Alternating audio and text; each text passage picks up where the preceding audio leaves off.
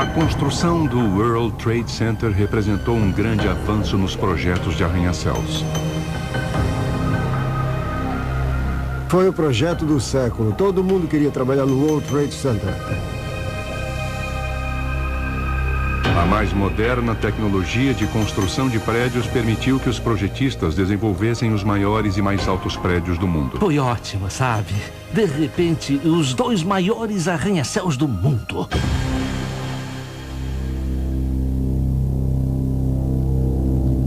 E aí chegou o dia 11 de setembro de 2001.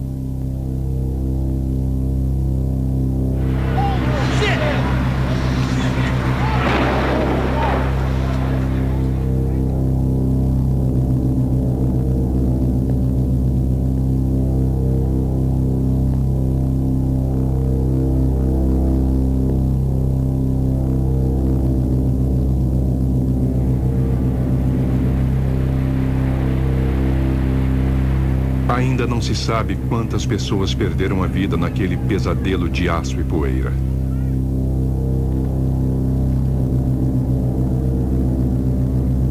Agora que o local está sendo desimpedido, começam a surgir sérias dúvidas com relação aos prédios. Será que o desabamento poderia ter sido evitado? E por que tanta gente ficou presa lá dentro sem poder escapar? Novas pistas parecem sugerir que o World Trade Center pode ter sido vulnerável demais ao ataque e mais, que seu projeto tenha impedido que as pessoas fugissem antes que os prédios mais imponentes do mundo fossem reduzidos a isso. A queda do World Trade Center.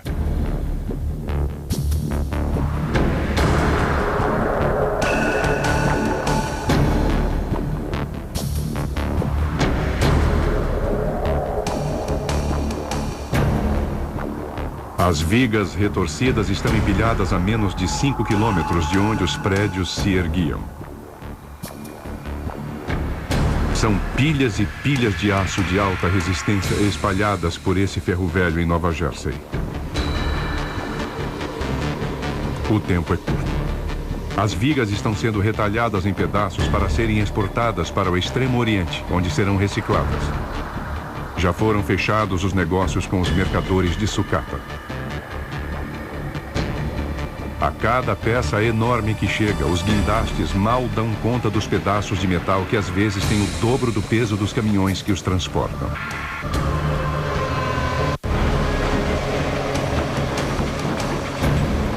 Se são soltos de 1 metro de altura, fazem o chão tremer.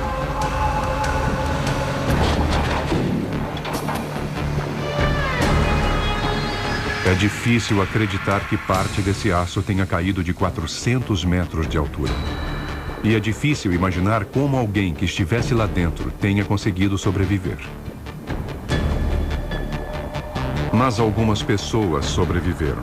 Entre elas, alguns bombeiros que presenciaram a destruição, escondidos sob uma escada com a Torre Norte caindo em volta deles. Nós todos estávamos nesse cantinho de escada entre o 2º e o 4º andar. E foi um barulho incrível. Eu ainda me recordo do som do aço, das vigas gigantescas de aço que tinham 1,5 metro de largura, mais ou menos, se enroscando em volta de nós como se fossem camadas de miolo dentro de um pão. Eu nunca vou me esquecer. De determinado ponto de vista, a razão que levou à queda das Torres Gêmeas é óbvia. Elas foram atingidas por aviões grandes, cujos tanques continham milhares de litros de combustível para turbinas a jato. Mas é provável que qualquer outro arranha-céu resistisse ao impacto e não desabasse dessa maneira. Quem talvez conheça mais sobre o World Trade Center seja este engenheiro de estruturas que participou do seu projeto e que tem um escritório nesse prédio, no sul da ilha de Manhattan. Desse escritório, eles tinham uma vista privilegiada na direção do complexo, mas hoje observam a maior operação de resgate que a cidade de Nova York já presenciou. A responsabilidade de calcular, digamos, a resistência das torres foi minha. E o fato de elas não terem resistido por mais tempo poderia ter sido culpa minha. Se me sinto culpado por isso, pelo fato de elas terem desabado,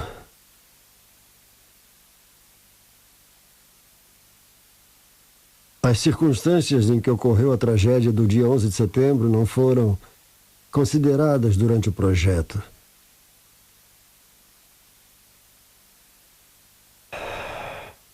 Hoje, sabendo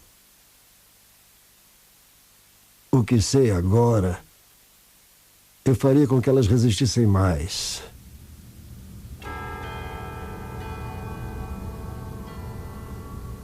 Nos anos 60, quando os ataques terroristas não eram uma ameaça real, as torres ganharam muitos prêmios como grandes feitos de engenharia. Era o que havia de mais moderno na época.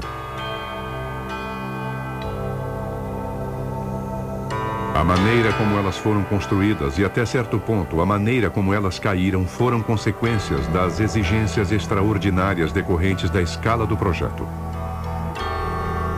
As torres deveriam conter mais área para escritórios do que toda a cidade de Cincinnati. Seriam mais altas do que qualquer outra estrutura jamais construída, e isso numa cidade onde as fortes ventanias podem causar sérios problemas. Isso tudo tinha um objetivo: reduzir a decadência do centro da cidade. Em meados dos anos 60, as cidades americanas enfrentavam muitos problemas. Havia muita pobreza, muito crime, tumultos interraciais. As pessoas já se preocupavam com o futuro das cidades e em como sobreviver à crise urbana. Nova York tinha problemas. O seu futuro causava muita preocupação. Decidiu-se então que uma área que era conhecida como Radio Row deveria ser demolida e substituída por um prédio de alta tecnologia, que serviria como marco, algo que fosse mais condizente com o país que se preparava para participar da corrida espacial. Foi a resposta clássica dos americanos a qualquer problema. Ou seja, use todo o seu poder de fogo e acerte bem no meio. 2 caixas de 110 andares, as torres mais altas do mundo. Ora, isso ia resolver tudo, certo? Era assim que a gente pensava nos anos 60. Naquela época, o responsável pelo projeto era Guy Tozzoli, que 35 anos depois viu as torres desmoronarem quando estava no seu carro indo trabalhar. Sinceramente, eu nunca imaginei que as torres pudessem cair. Isso nunca me passou pela cabeça. Nós tivemos... elas estavam lá desde 1970, desde a inauguração. E uma coisa assim... parecia impossível. Eu me lembro que chorei, sentado no carro. Numa época mais calma, o Sr. T, como era chamado por sua equipe, foi encarregado de supervisionar o que a revista The Reader's Digest chamou de o maior projeto de construção desde as pirâmides. A minha tarefa era desenvolver um programa a ser seguido pelos arquitetos. Quantos metros quadrados de escritórios, quantos metros quadrados de lojas, uma área para alfândega e um hotel. E eu tinha de encontrar engenheiros de estruturas que calculassem o projeto. O arquiteto escolhido foi Minoru Yamazaki, ou Yama, como era chamado, um Nisei americano que morreu em 1986. Ele projetou 2 torres de 80 andares que se erguiam de um enorme espaço aberto. Mas nem esses gigantes eram capazes de conter o espaço para escritórios exigido pelo Sr. T. Eu disse, mas isso atende ao nosso programa? Ele disse, não. Ficam faltando 185 mil metros quadrados. E qual a razão disso? Ele disse, não é possível construir um prédio com mais de 80 andares. Perguntei por quê. E ele disse, os elevadores que se tem de instalar em prédios com mais de 80 andares impedem que o prédio seja rentável. O problema é que em prédios com mais de 80 andares, vários andares inferiores são ocupados com os elevadores necessários para levar as pessoas aos andares superiores, o que torna o prédio antieconômico. Mas esse problema não faria Guy Tozzoli desistir. Lembro que disse ao Yama. Yama, o presidente Kennedy vai mandar um homem à Lua. E acho que podemos construir os prédios mais altos do mundo. O problema foi resolvido tratando cada terço de cada torre como se fosse um prédio separado de 40 andares, reduzindo assim o número de colunas de elevadores. Esse padrão era repetido 3 vezes e o sistema todo era ligado por 2 elevadores expressos que eram os únicos a ir de cima a baixo de cada torre.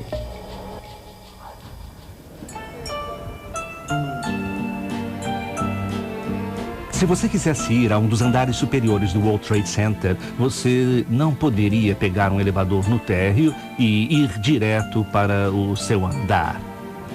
Você pegava um elevador gigante que ia direto para o chamado Hall do Céu e dali você pegava um elevador local que levava você ao seu andar.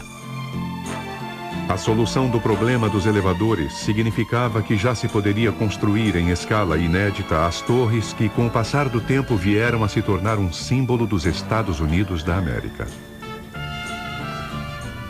Estávamos construindo um prédio que colocava no céu um gigantesco espaço a ser alugado, muito mais do que qualquer edifício que existia ou, na realidade, que exista hoje. Para fazer isso, tivemos de repensar todo o processo de desenvolvimento, assim como a tecnologia daquele projeto. Logo ficou claro que o fator dominante seria o vento em Nova York, que às vezes pode chegar a 160 km por hora. O empuxo lateral do vento exigia que a estrutura resistisse 5 vezes a carga que se leva em conta no caso de terremotos, como se faz em Los Angeles ou em Tóquio. Esses prédios altíssimos seriam castigados pelo vento que os faria, mais do que tombar para um lado, oscilar de forma perigosa.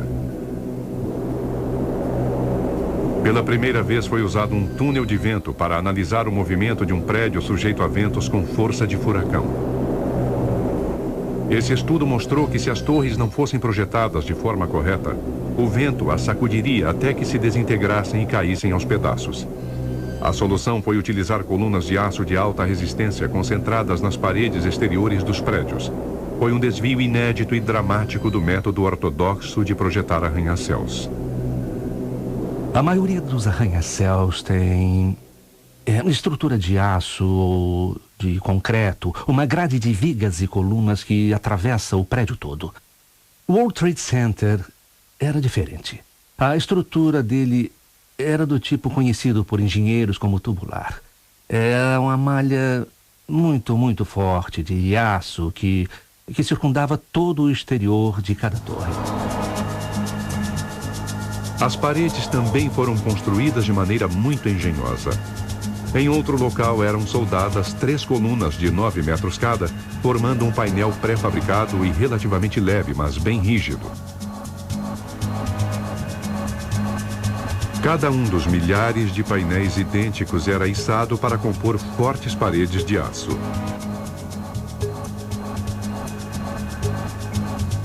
No meio de cada torre ficava um núcleo de aço, onde seriam instaladas todas as escadas e elevadores, dando às torres uma de suas características mais vendáveis: grandes espaços abertos.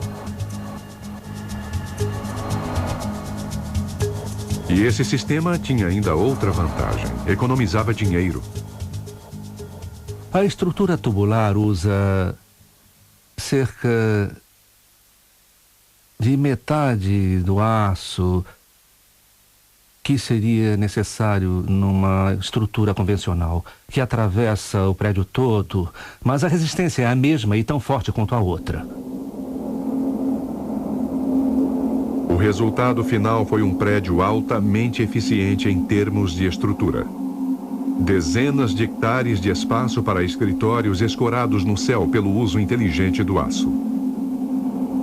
O mesmo aço que está agora num ferro velho e que detém o segredo de como esse projeto revolucionário foi destruído.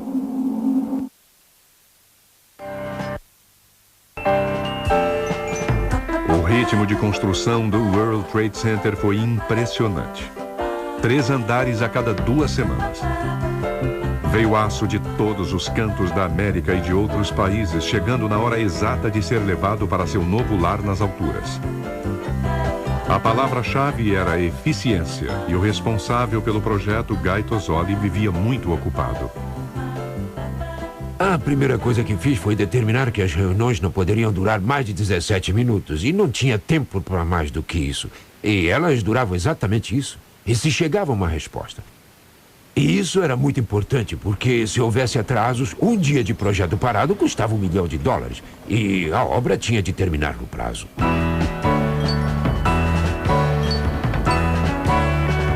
Cada detalhe foi otimizado para reduzir o peso e, por consequência, o custo. O aço variava em resistência e espessura de uma torre para outra, pois cada prédio protegia ligeiramente o outro do vento.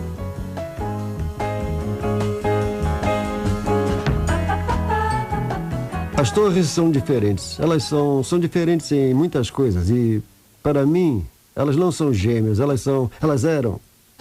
Isso é um problema para mim. O tempo presente ou passado. Elas eram diferentes. E sempre as considerei diferentes. Eu sempre pensei nelas como um conjunto, isso é. Como irmão e irmã. Ou dois irmãos, sei lá, ou duas irmãs. Mas não gêmeas. Eu sempre pensei em torres diferentes. A tarefa final foi colocar uma antena de TV de 350 toneladas no alto da Torre Norte, elevando a sua altura total para 524 metros. Mas os ventos da moda em arquitetura já haviam mudado de direção e as torres foram muito mal recebidas pelos críticos. Elas foram quase que totalmente ignoradas pela comunidade dos arquitetos, que mostrava apenas algum desdém por elas. Eu mesmo cheguei a dizer que elas eram extremamente banais e que era uma pena que os prédios mais altos do mundo fossem também os menos interessantes. It's hard to be down when you're up on top of the world. So come on up, take a good look around, have some fun at the top of the world. Esta é a varanda panorâmica no alto do World Trade Center. E você acha que a vista daqui de dentro é espetacular? Espere até ir lá fora. É de tirar o fôlego. Pode ser que os arquitetos não tenham gostado delas, mas elas fizeram muito sucesso com o público. Um incidente em particular ajudou a quebrar o gelo entre as estruturas severas e minimalistas e a população, conhecida por seu conteúdo emocional. Eu tinha uma linha direta com o posto policial. Um dia eu estava dirigindo para o trabalho de manhã quando a luz se acendeu e o sargento de plantão disse: Senhor T, temos um problema aqui no World Trade. E eu disse: o que é? Ele disse: tem um cara andando em cima de uma corda estendida entre os dois prédios. E o que fazemos? Eu não consegui pensar em nada e disse: diga ele para não cair. O audaz caminhante era um francês chamado Philippe Petit. E aí, depois de uns 15 minutos, eu liguei de volta e disse: eu estive pensando, isso seria um bom golpe de publicidade, não prendam o cara. Mas a polícia da cidade de Nova York disse que ele tinha de ser preso. Quando ele foi levado ao juiz, o juiz ligou para mim e disse: ele é um jovem muito simpático, o que eu faço com ele? Não faça nada. E Philippe Petit recebeu uma sentença e ele foi condenado a dar um show de graça para crianças deficientes. E ele atravessou o laguinho do Central Park. E Philippe e eu nos tornamos grandes amigos. O World Trade Center permaneceu de pé por muitos anos sem nenhum incidente sério. Fora alguns pequenos incêndios em escritórios e um elevador enguiçado de vez em quando, a vida dos prédios era muito tranquila. Aos poucos, os andares foram sendo ocupados. Embora as torres nunca tenham se tornado um endereço de prestígio, os números 1 e 2 do World Trade Center, como elas eram oficialmente conhecidas, começaram a penetrar nos corações nova-iorquinos. Pode ser que eles não as tenham amado, mas gostavam delas. Eles as viam como uma presença benéfica, como parte da silhueta de Nova York e esperavam vê-las ali para sempre. O primeiro ataque terrorista às torres ocorreu no dia 26 de fevereiro de 1993. Uma van alugada, cheia de cilindros de hidrogênio e o equivalente a meia tonelada de TNT foi levada até a garagem subterrânea do complexo.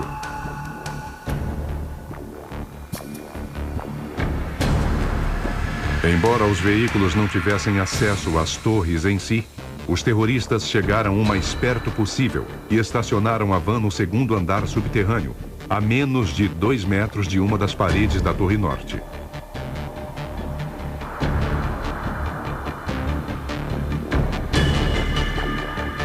A bomba explodiu aos 18 minutos depois do meio-dia.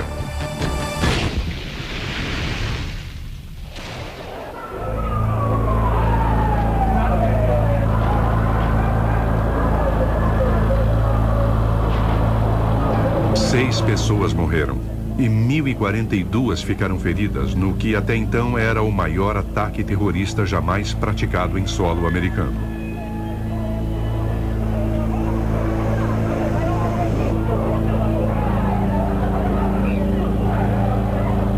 As torres viraram chaminés gigantes, sugando a fumaça da explosão para cima através das escadas e das colunas dos elevadores que estavam cheias de gente que tentava sair dos prédios.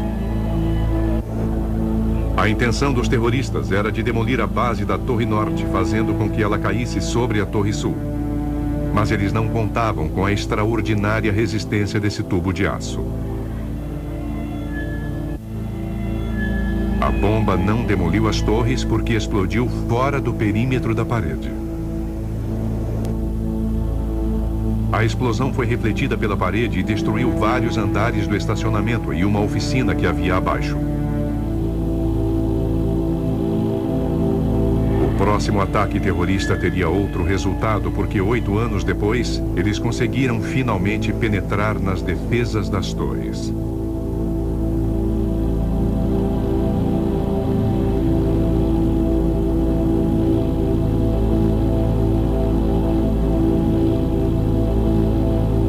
A partir desse momento, o projeto dos prédios garantiria um desabamento inevitável.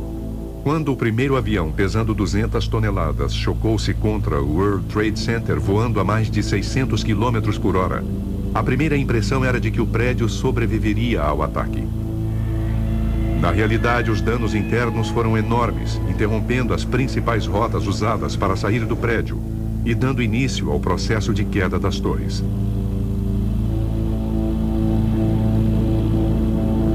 O arquiteto naval britânico George Slade estava no 91º andar da Torre Norte às 8h46 da manhã. Eu estava ao telefone quando ouvi um ruído forte. Eu olhei pela janela e vi um jato comercial que vinha em direção ao prédio.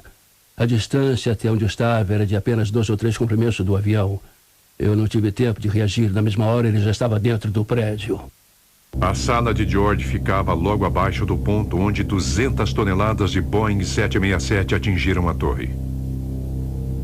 Nossos escritórios ficavam entre os 2 cantos e minha sala compreendia as 3 primeiras janelas a partir deste canto, nesta área aqui. O avião bateu muito perto dali. A minha sala como que despencou em volta de mim. Um dos meus colegas veio correndo para ver se eu estava bem e se ofereceu para me arrastar dali. Eu agradeci, mas eu recusei. Eu disse a ele que estava bem e engatinhei para fora. 6 minutos depois das 9 horas, o segundo avião atingiu a outra torre, para o horror das pessoas que estavam observando.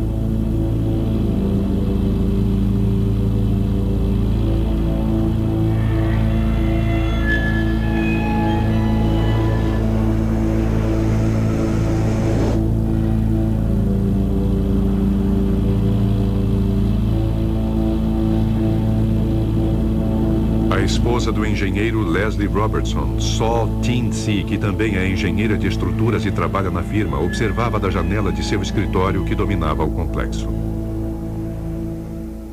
Bem, depois que a primeira torre foi atingida, todos nós fomos para as janelas do lado norte, de onde se via a Torre Norte, que estava em chamas, e eu estava ali na janela com uma porção de gente do escritório, quando vi um avião azul e vermelho passar e se chocar contra a Torre Sul.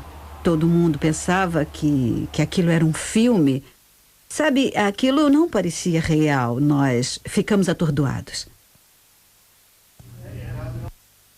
Meses que se passaram desde aquele dia terrível, plantas e documentos guardados nestes escritórios têm sido estudados à exaustão.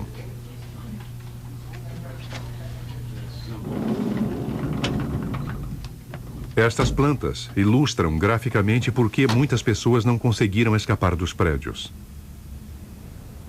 Estas são as plantas de arquitetura da Torre A, a Torre Norte do World Trade Center. E este aqui é o 94º andar, que ficava muito perto dos andares atingidos inicialmente na Torre Norte. O avião veio do lado norte e foi direto ao núcleo do prédio. O núcleo é daqui até aqui e daqui a aqui. Ao se colocar uma silhueta do avião sobre a planta, fica clara a extensão do impacto. A envergadura e o comprimento da fuselagem eram ambos de 48 metros. O avião deve ter arrasado o núcleo central e destruído ao mesmo tempo todas as saídas de emergência. A disposição das escadas aqui, aqui e aqui deve ter impedido que qualquer pessoa que estivesse nos andares de cima pudesse escapar. Porque o núcleo, as escadas do prédio ficavam bem no centro do prédio. Aqui, onde deve ter ficado a maior parte do avião. Para conseguir com tanta engenhosidade os grandes espaços abertos, o projeto concentrou as colunas de elevadores e as escadas exatamente onde seriam atingidos pelos aviões. Para quase todas as pessoas que estavam acima do 77º andar da Torre Sul e do 91º da Torre Norte, não havia como sair.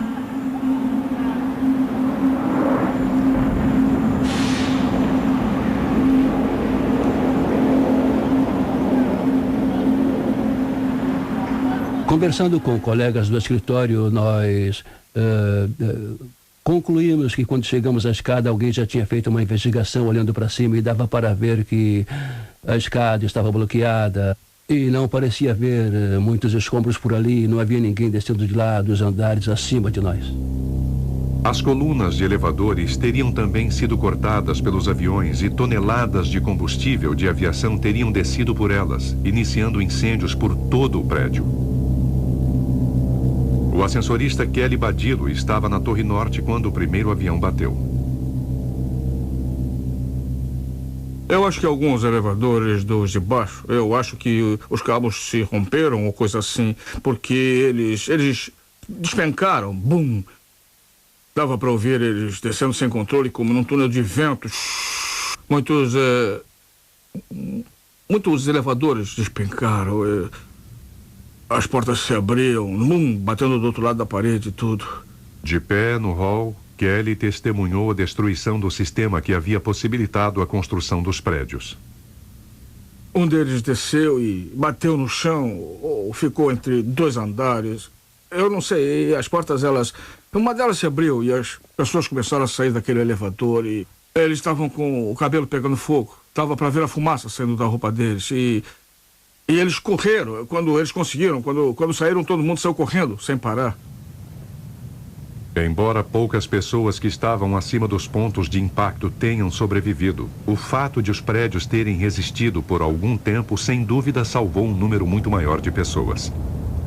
Os prédios foram projetados para resistir a 13.000 toneladas de pressão de vento, e não havia como tombarem.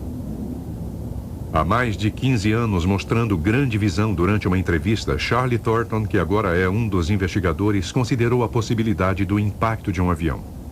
13.000 toneladas é muita força. As pessoas sempre falam da possibilidade de um avião bater num prédio. Em 1944-45, um avião realmente bateu no Empire State.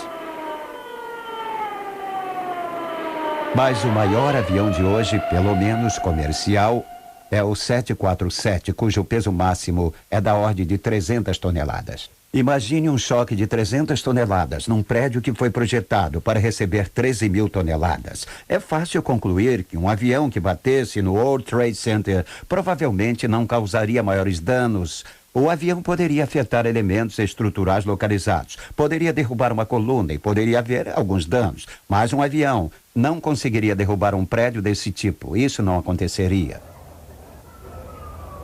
O acidente com o Empire State mostrou que um avião poderia chocar-se com um arranha-céu de Nova York. E os projetistas foram obrigados a considerar essa possibilidade, usando como exemplo o Boeing 707, um dos aviões que compunham uma nova geração de aeronaves pesadas.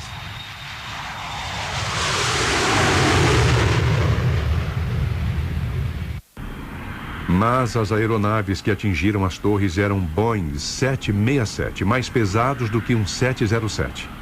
E estavam cheios de combustível e voavam rápido. A energia contida no avião ou em qualquer objeto em movimento é proporcional ao quadrado de sua velocidade. Dobrando a velocidade, você tem 4 vezes mais energia. Por isso, a energia transmitida ao prédio pelo 767 foi muito mais alta do que aquela que estimamos no projeto. Embora os impactos tenham sido muito mais fortes do que se havia considerado e os danos muito maiores do que se poderia imaginar, ainda assim, as torres não tombaram. O enorme peso dos andares de cima foi suportado pelas colunas de ambos os lados dos rombos que foram abertos. Mas as tensões sobre os prédios já eram muito maiores do que as que haviam sido calculadas durante o projeto, e a próxima fase da tragédia eliminaria a pouca resistência que ainda havia.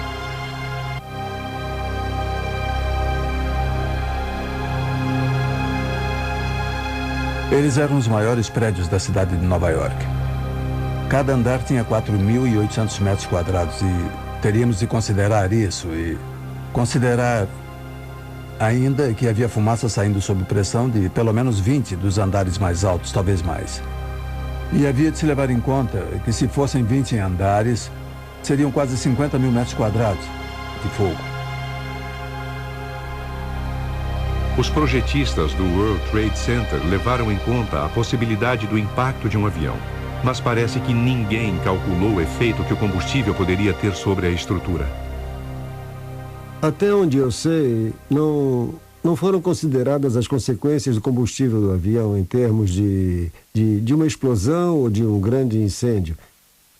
Mas nós não éramos os responsáveis por esse aspecto do projeto. Por isso eu posso estar errado, mas eu acho que não foi considerado. E mais ainda, eu acho que se tivesse sido, o projeto se tornaria totalmente inviável.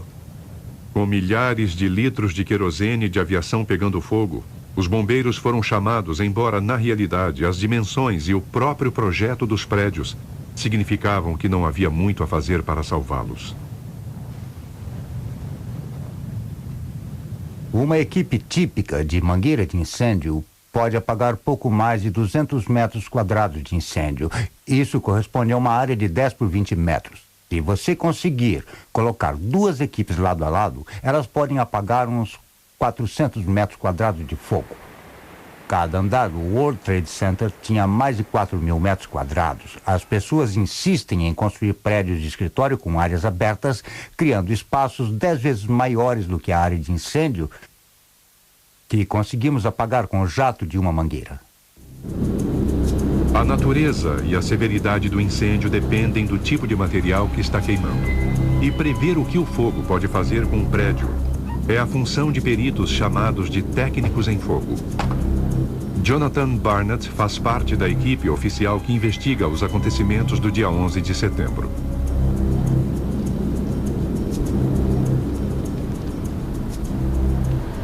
Vamos demonstrar aqui 3 tipos diferentes de combustíveis em fogo. E vamos começar pelos combustíveis à base de madeira. Isto representa madeira ou papel sendo queimados. Vamos considerar também uma pequena poça de querosene. Esses copos de isopor, que representam a mobília que é normalmente encontrada em escritórios e basicamente feita de plástico. Embora todos esses materiais atinjam a mesma temperatura ao serem queimados, o querosene e a maioria dos plásticos têm um potencial muito maior de destruição. A energia emitida é que é diferente. Quando o querosene queima, libera muito mais energia, 2 vezes mais do que um fogo em madeira, e o mesmo peso de material libera a energia com o dobro da velocidade. Isto é, o querosene libera 4 vezes mais calor no mesmo período de tempo. E esse é o parâmetro principal. Qualquer estrutura desprotegida de aço pode sofrer sérios danos quando submetida a fogo de alta intensidade, como demonstra essa experiência conduzida pela British Steel em 1995. Neste caso, ateou-se fogo a uma grande quantidade de móveis de escritório para ver quais seriam as consequências sobre as colunas de aço que sustentavam o teto. O aço exposto perde a resistência quando é aquecido. Não é que ele se derreta no incêndio. Na realidade, os incêndios normais não são quentes o suficiente para derreter o aço. Mesmo que você usasse, por exemplo, um combustível pouco comum com querosene, ainda assim a temperatura não é suficiente para derreter aço. Mas o que acontece é que ele começa a perder a resistência. E ao perder a resistência, ele começa a empenar. Ele fica mais fraco e ele se torce, já não consegue suportar a carga. Esse teste foi o de maiores dimensões já realizado e mostrou como o aço desprotegido pode se deformar, mesmo no incêndio comum em escritórios. Mas, como é normal em prédios de estrutura de aço, as vigas foram se empenando e deformando aos poucos. Não havia possibilidade de uma queda repentina. Em mais de 20 anos, eu nunca havia visto, até recentemente, uma estrutura de aço protegido desabar durante um incêndio.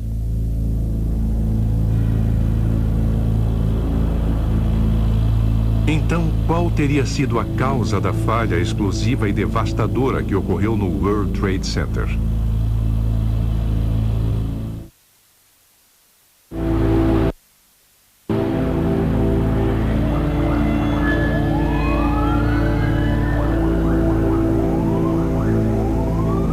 Eu não podia acreditar no que via, eu não acreditava que ele pudesse desabar como desabou. E como todo mundo naquele momento, eu também fui incapaz de aceitar e absorver a ideia.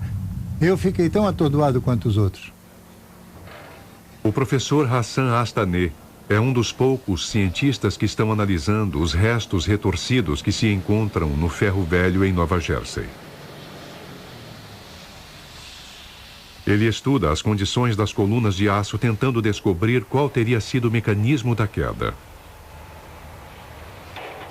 Há muitas pistas que apontam diretamente para um cenário específico e estranho.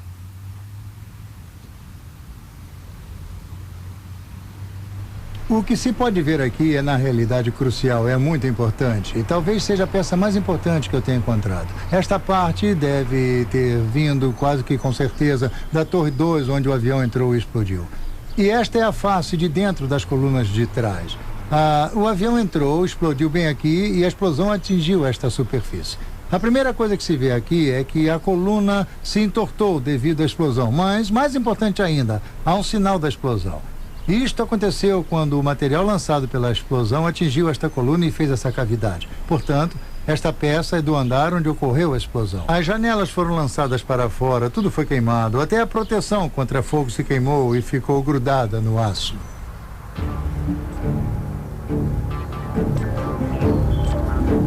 No World Trade Center, a proteção contra o fogo foi feita por pulverização, uma camada de material seco e frágil composto de fibras minerais. A camada foi projetada para proteger o aço contra o calor, mas parece ter sido arrancada pela força das explosões causadas pelos impactos. Todo o aço que está neste pátio deve ter sido tratado, mas há poucos vestígios disso. Esta peça, como você pode ver, foi queimada. Pode-se ver nela o efeito da fumaça e do fogo.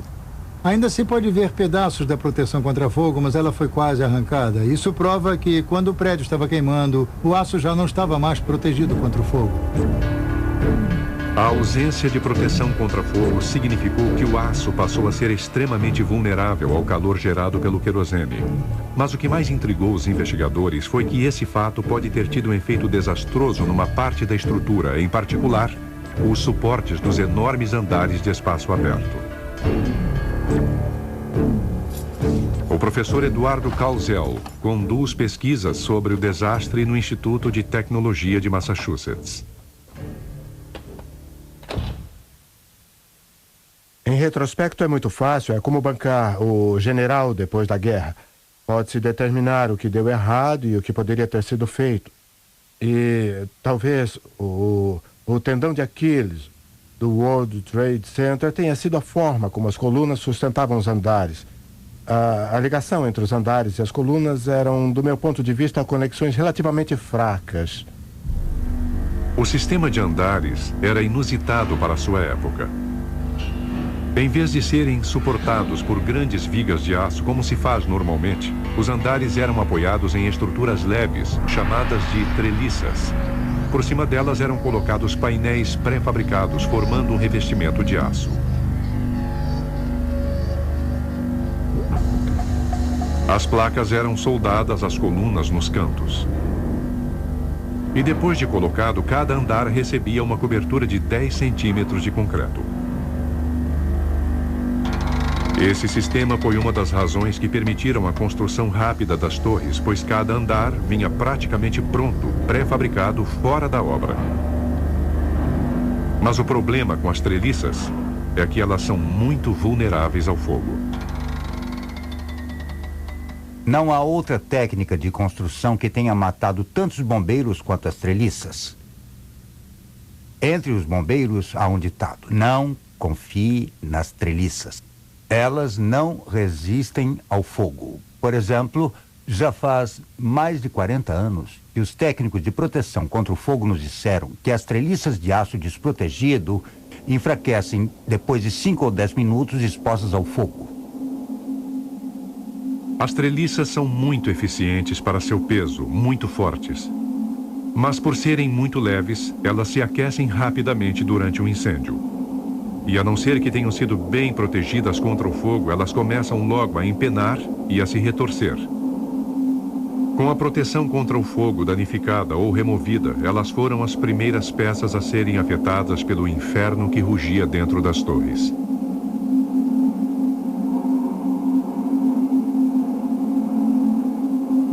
Esta simulação em computador, feita no Instituto de Tecnologia de Massachusetts, mostra como o aquecimento pode ter causado a falha das treliças. Os suportes retorcidos encontrados no ferro velho parecem confirmar o que diz o professor Astané. Não se consegue dobrar o aço dessa maneira sem que ele rache, a não ser que ele seja aquecido. O que isso me diz, o que esta peça me faz entender, é que ela estava muito quente quando o andar caiu e a empenou. Isso deve ter sido o início do desabamento dessa torre do World Trade Center. Quando os andares começaram a despencar, teve início a fase mais terrível da destruição. Pois o projeto era tão eficaz que, uma vez removidos os andares, toda a estrutura estaria fadada a cair. A razão disso pode ser ilustrada com um simples modelo em madeira.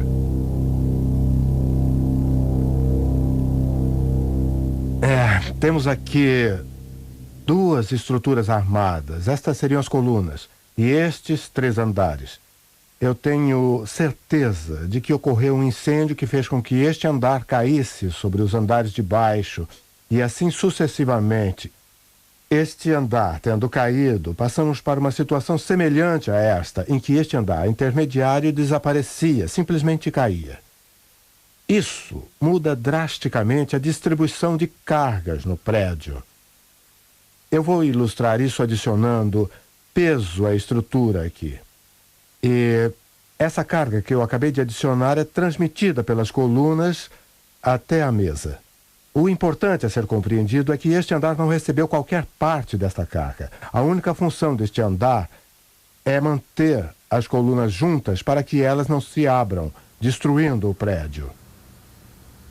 O modelo à esquerda aceita bastante peso, mas o que está sem um andar só pode aguentar 1/4 desse peso. Depois, então, as colunas se torcem e se dobram e o prédio cai.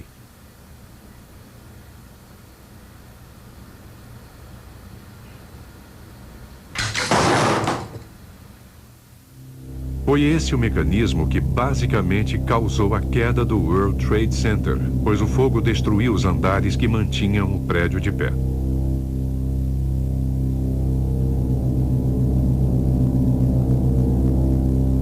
Depois de ficar queimando por 53 minutos, a Torre Sul caiu em 11 segundos.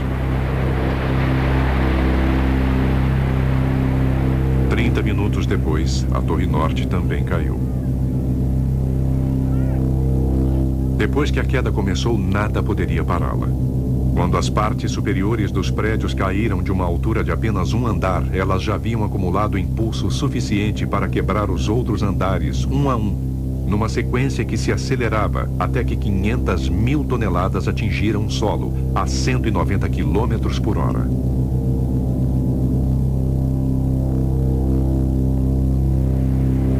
O World Trade Center era uma construção extraordinária que sofreu um ataque também extraordinário. O que parece hoje é que seu projeto corajoso e inovador acelerou sua própria destruição. Eu sou um ser humano, eu não consigo dormir, É muito duro. É muito duro ter sido engenheiro de estruturas que calculou um prédio que desmoronou e matou um monte de gente. É muito duro.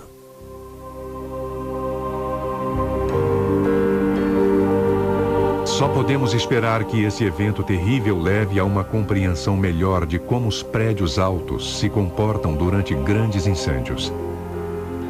E também que uma das maiores prioridades a partir de agora será a de protegê-los contra ataques terroristas. Cuidar do futuro talvez seja a melhor homenagem que se pode prestar à memória das milhares de pessoas que perderam suas vidas no dia 11 de setembro de 2001.